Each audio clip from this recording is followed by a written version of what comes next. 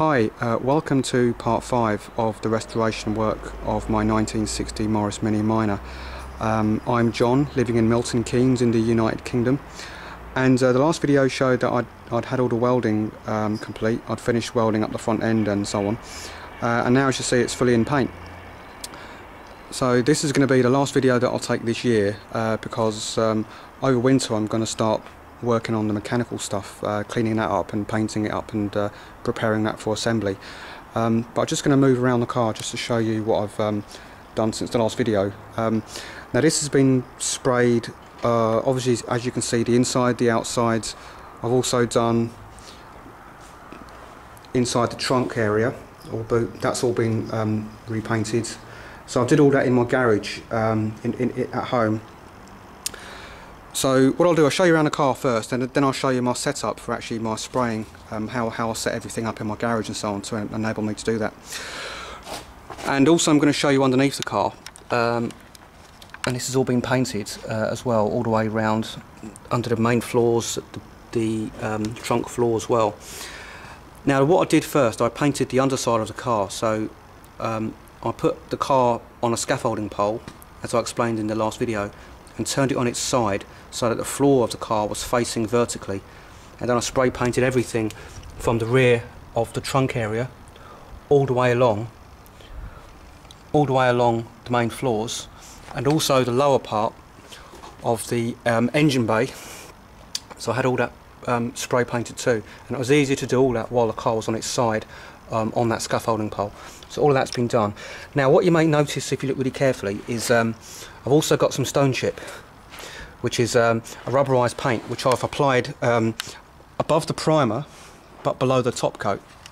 So I'll just show you where it starts from. So from this line here all the way down and up to the first rib there, the reinforcement rib, that's got stone chip, so it's quite a rough texture. You can just about make it out on this jacking point here. So that's been stone chipped, and also I've stone chipped inside the front arch, the inner wing area, all around there. That's all been stone chipped, and also it's been stone chipped all the way around the rear arches. As you can see, that it's quite a nice sort of texture, orange peel texture to it, and that's been stone chipped all the way around. I didn't use under seal on the car because I believe that will trap a lot of moisture as well, so if it does crack. So what I'm going to do for the underside is apply wax oil, quite heavily apply wax oil, and so that should keep it out of harm's way from rust and so on. Right, so anyway, the underside was done first like that. Then the next thing I did was to work from the inside out on the car, to do the exterior of the car last. So for the boot area, or the trunk area, it was quite a tricky area to spray paint because trying to get the spray gun in there was quite tricky. So actually the best thing I found to do was to use a little aerosol can, a spray can, to get to the really tricky areas first, because the spray can you can get into all the tight areas.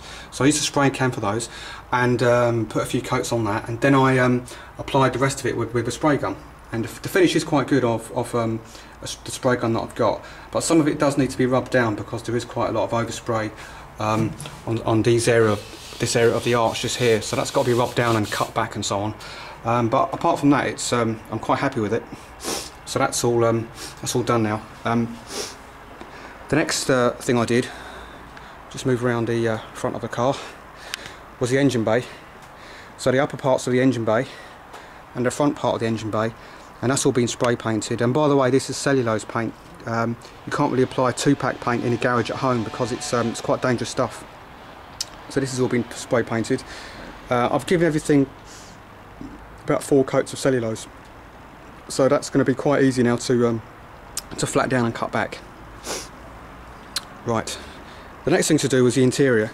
The interior was very difficult to do. The secret of doing it well is to apply thin coats, but lots of them. Well, I applied 4 coats. Thin coats is a must, because if you put too much on, they can start cracking at the joints. So the way to do this was I applied the paint to the areas which wouldn't be seen first. So for example, I applied the paint first to areas like the floors and so on, and around the toe board. Put that paint on first, and then the areas which I could see for example, this switch panel here, and also this this dash rail here, spray paint those last, because when you get overspray, you want the overspray to go in the areas where you're not going to see. So it's better to spray paint these as the last step in your layer of paint. So as I said, I applied 4 layers of paint, but every time I started with the areas that I didn't see, that I can't see first, because they're going to be covered in carpet. Do those first, and then do the areas which you can see, so that overspray falls onto the areas that you don't see. So that's really the secret to it, doing the interior, to keep the interior looking, you know, so you have to do minimal work cutting the paint back. Right, so it's all been done. I didn't actually paint the roof panel because that was really good condition, but you can see how good the colour matches with the old paint, which is the roof panel, and the new paint, which is everywhere else. So everything's been painted in cherry red. Getting the spray gun, getting the gun to paint all these areas under the seat pan was really tricky. It's quite hard work. And also inside the rear companion boxes, I'll just show you those. So trying to get the spray gun and so on is really tricky. So as I said before, the secret there was to use cellulose in a spray can to get to the really tricky areas first. You can really load the paint on there. I put about 6 coats, 7 coats on there, really loaded it on. But you know, the spray can is the best way to get to that, I think, because you can get to it, all the nooks and crannies that you can't get with a spray gun. So that's only the areas which I couldn't get to with the spray gun. But I tried to use the spray gun, obviously, everywhere I could possibly get it, I'd use it. Right, so all that's been done. Obviously it's been seam sealed. You can see that everywhere I've applied seam sealer. So after I applied the etch primer, I then applied seam sealer, then cellulose filler primer, and then the cellulose top coats. This red top coat. Now after I did that, I then masked up all of the windows and apertures and doors and so on.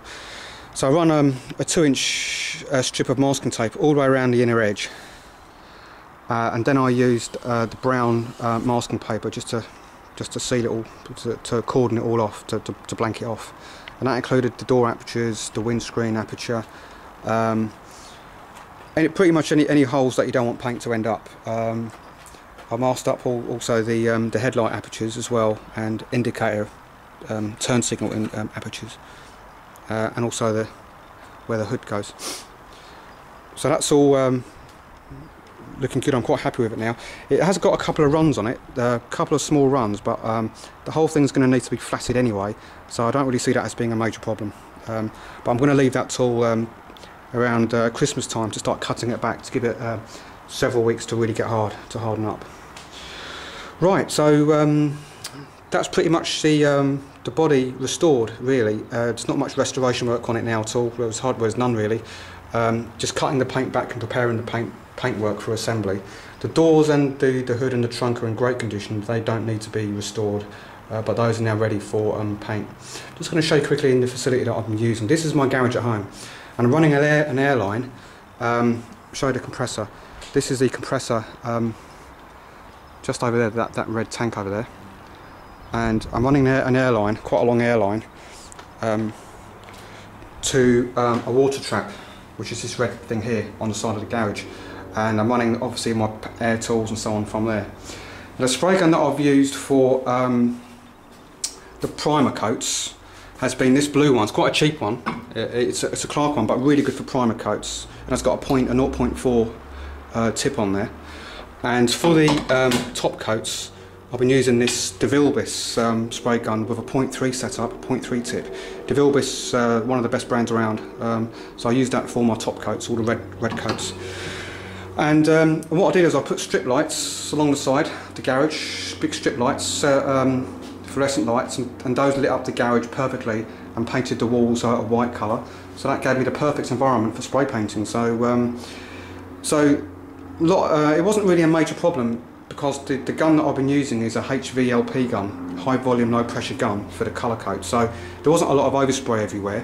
But anyway, this is the last video that I'll be making until next year, so because I'm going to start working on the mechanical stuff. So anyway, I hope you enjoyed the video, and see you again for the next video, part 6.